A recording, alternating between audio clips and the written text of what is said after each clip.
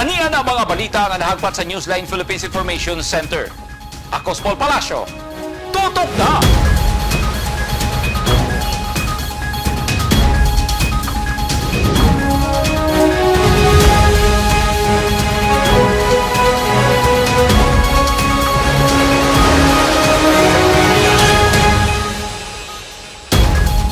Sa mga headlines, babaeng estudyante gisulod sa balay o gidunggam. Barangay ug SK Voters Registration nagpadayon COMELEC dili mo proseso og local transfer sa mga botante.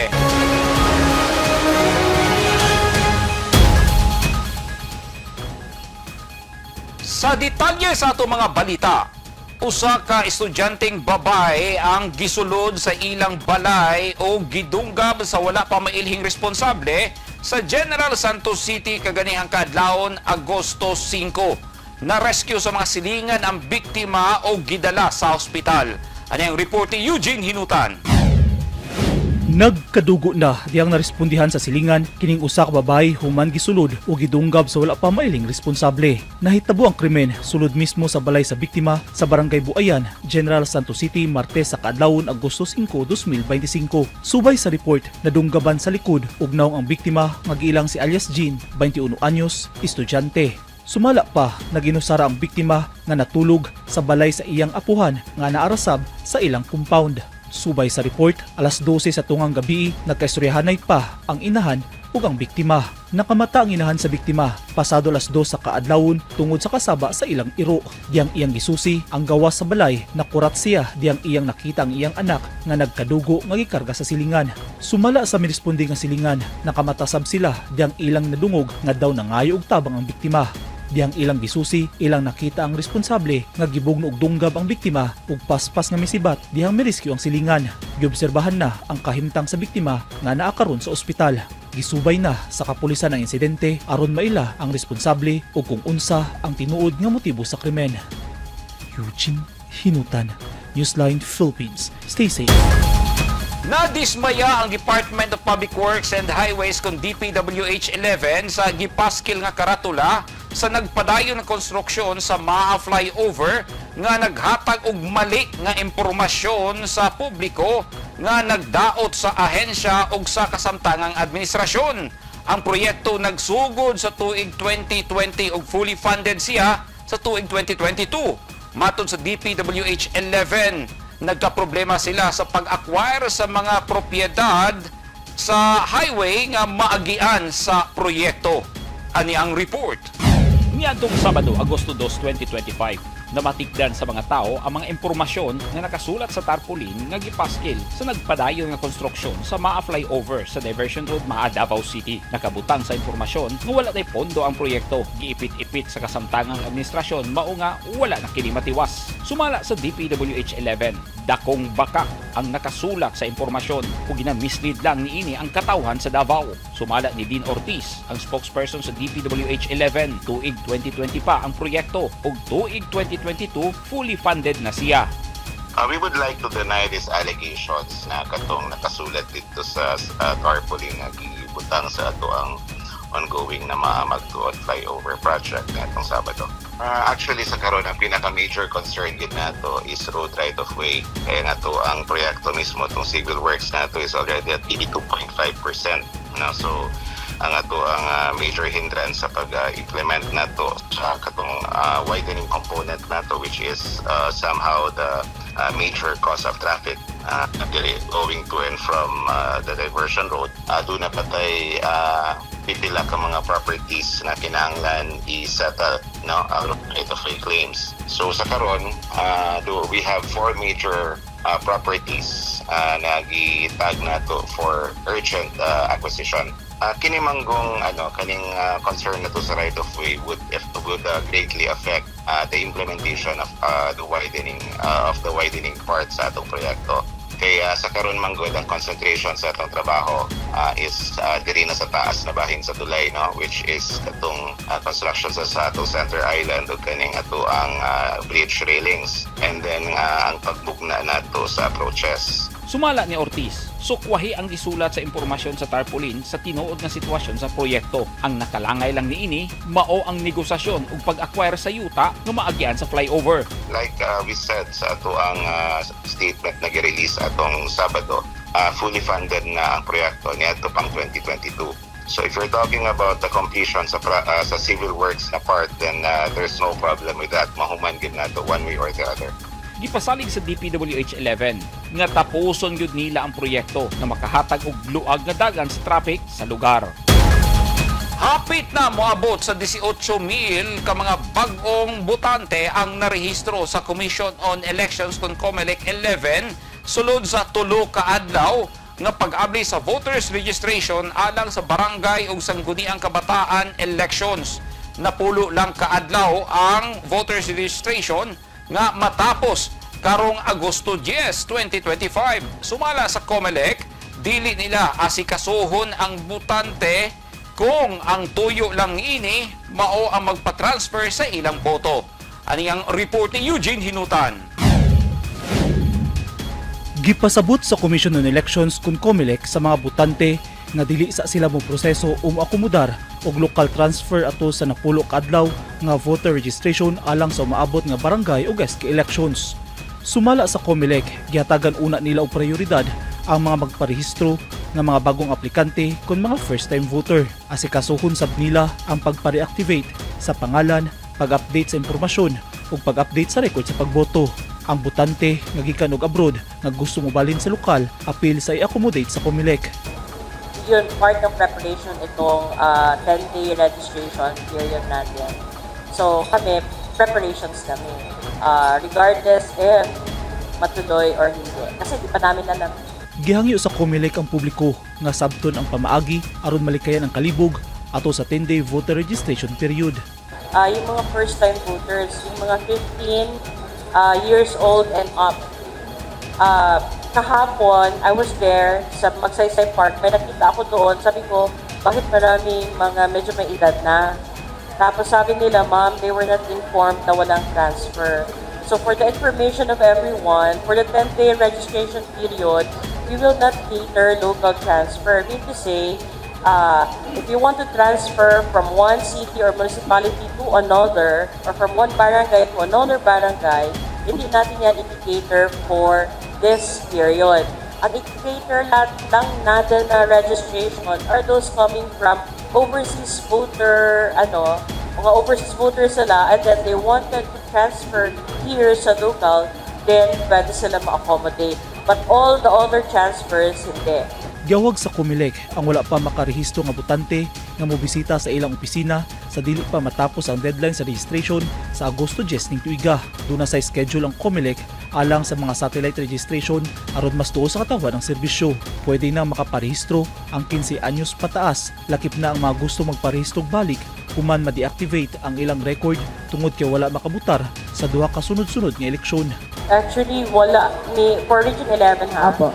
We do not have that target na specific na number, no? Ang percentage lang, 1% increase. But I guess that would be too much considering that it will only be for 10 days. Giklaro sa COMELEC nga motrabaho sila sulod sa napulo ka adlaw nga voter registration alang sa barangay ug SK elections nga gisugdan nitong Biyernes, Agosto 1, 2025. Sa datos sa COMELEC 11, kapin 17,000 na ka mga botante ang ilang na proseso ug narehistro gikan Agosto 1 hangtod 3 ning tuiga. Din ang Davao City ang dunay pinakadaghan nga nagproseso sa voter registration nga miabot na sa kapin 5,000. Di namin kayang abutin yung pinaka-far lang, no? What we do is we cluster the barangays. Meron din tayong mga satellite registrations, scheduled satellite registrations. But for Davao City, more tayo doon sa malls.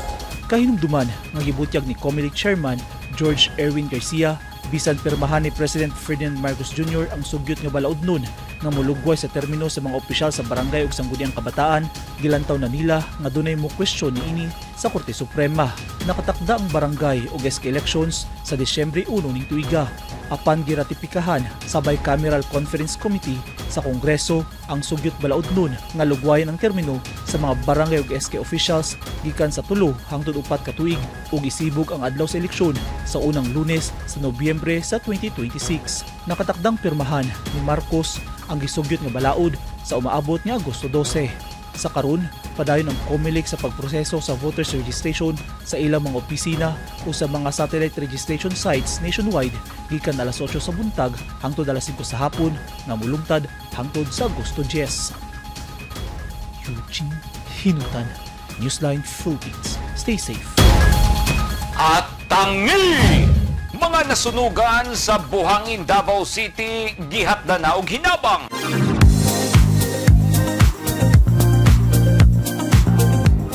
Kasaligan, durable ug barato pa nga imported heavy equipment, construction materials ang imong gikinahanglan. Bisitaha ang Genie Import and Export Trading nga nahimutang sa Diversion Road ning syudad sa Davao. Duna usab sila showroom sa Barangay Lasang. Aduna usab sila branches sa Manila, Cebu, Cagayan de Oro ug General Santos City. Kung sapay imong gihulat, Genie na.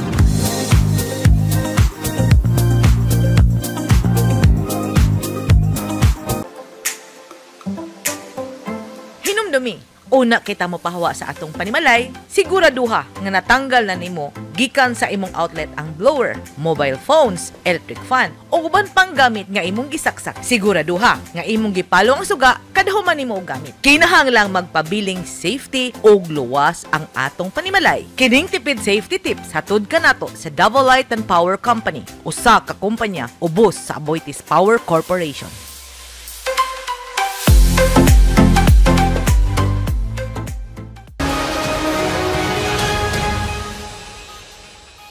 This portion is brought to you by Rizal Memorial Colleges.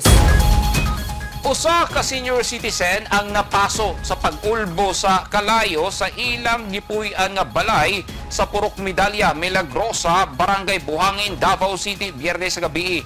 Duha ka mga balay ang gi-report nga totally damaged ug duha usab ang partially damaged. 12 ka mga pamilya ang apektado sa sunog nga gihatdan dayon og hinabang sa gobyerno. Ani ang report?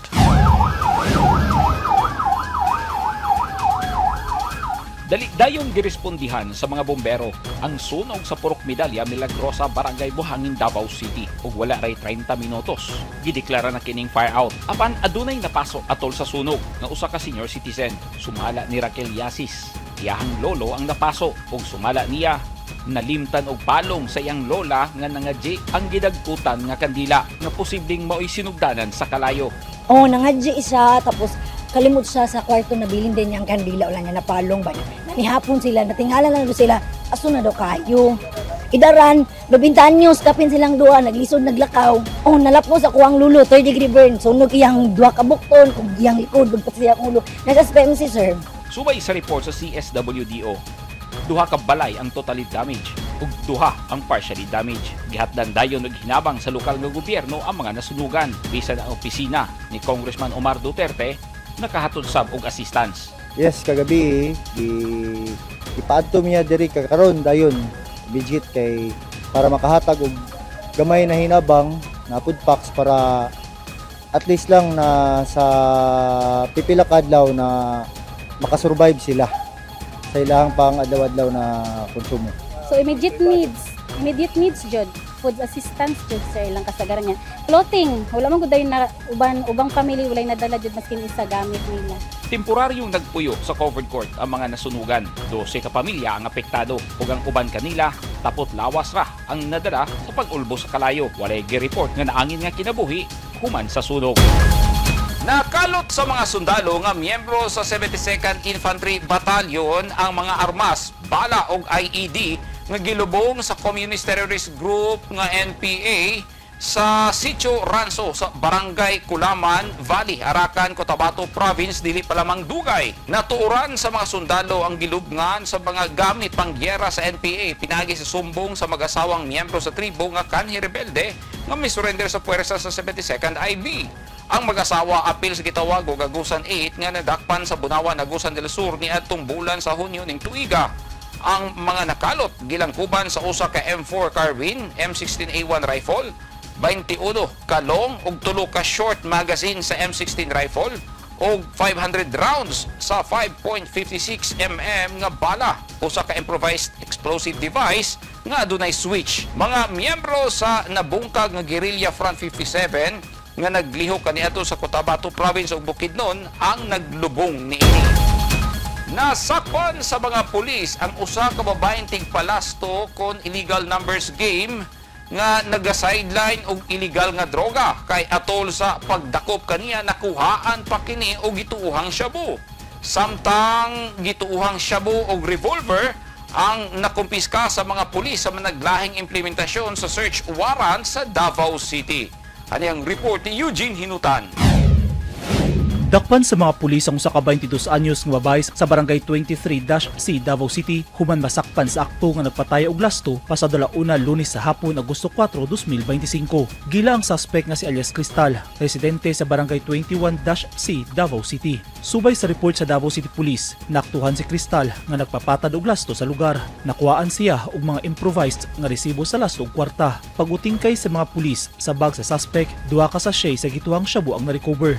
Sa barangay 31-D Quezon Boulevard, Davao City, armas ug illegal nga droga ang nakumpiska sa mga pulis sa Santa Ana Police Station 1 atol sa pagsilbi og search warrant pasado alas 6 Lunes sa buntag Agosto 4 ning tuiga. Nakuha gikan sa balay sa suspect nga si alias Ahmad ang 8 ka putos sa gituang shabu ug homemade nga .22 revolver. Valor 146,880 pesos ang kantidad sa nakuhang illegal nga droga. Ug sa barangay Ilang, Davao City, nasignit sa mga otoridad ang kapin usa ka milyon ka pesos nga kantidad sa gituang shabu ato sa implementasyon sa search warrant sa suspetsadong si alias Amam, 31 anyos. Gikasang operasyon pasado alas 3 Lunes sa hapon, Agosto 4. Apil sa nakuha gikan sa suspect ang .38 revolver. Gikonsidera nga top 3 regional level high value individual sa illegal nga droga ang suspect. Giandam na ang mga kaso nga ipasaka batok sa mga suspetsado. Himas rehas na sa managlahing police station sa syudad ang mga dinakpan. Eugene Hinutan, Newsline Philippines. Stay safe. Nagpositibo sa paggamit og illegal nga droga ang upat ka mga miyembro sa Civil Security Unit kon CSU sa Tagum City, Davao del Norte sa gihimong drug o confirmatory test. Apil ang upat sa kapin 500 ka CSU nga gipailawom sa drug test niadtong Biyernes, Agosto 1. Gitanggal na sila sa serbisyo subay sa mando ni Mayor Ray Uy. Ang gihimong substance abuse monitoring o drug test kanila kabahin sa Drug Free Workplace program sa lokal nga gobyerno sa Tagum. Pinagi sa tabang sa City Anti-Drug Abuse Council, City Human Resources Management Office, City Health Office ug Philippine Drug Enforcement Agency kon PDEA 11.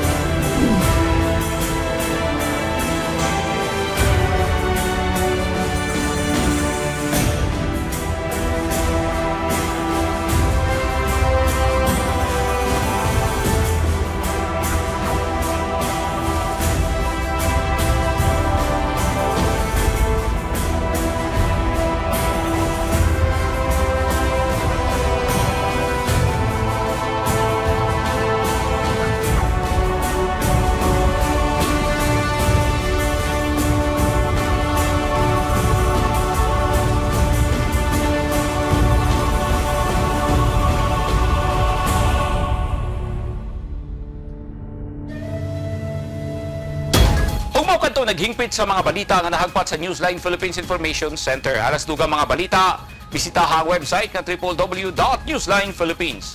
Sa Facebook page, Instagram, Newsline Philippines. Ug sa Twitter, Newsline Philippines. Kung aduna na mo'y mga balita o impormasyon sa inyong tagsa-tagsa ka mga lugar sama sa sunog o baha, mamahimo ka na ninyong i-share pinaagi sa Newsline Messenger. Masundan sa ninyo pinaagi sa pag-subscribe sa YouTube channel sa Newsline Philippines. Ako si Paul Palacio. Dagang salamat and stay safe!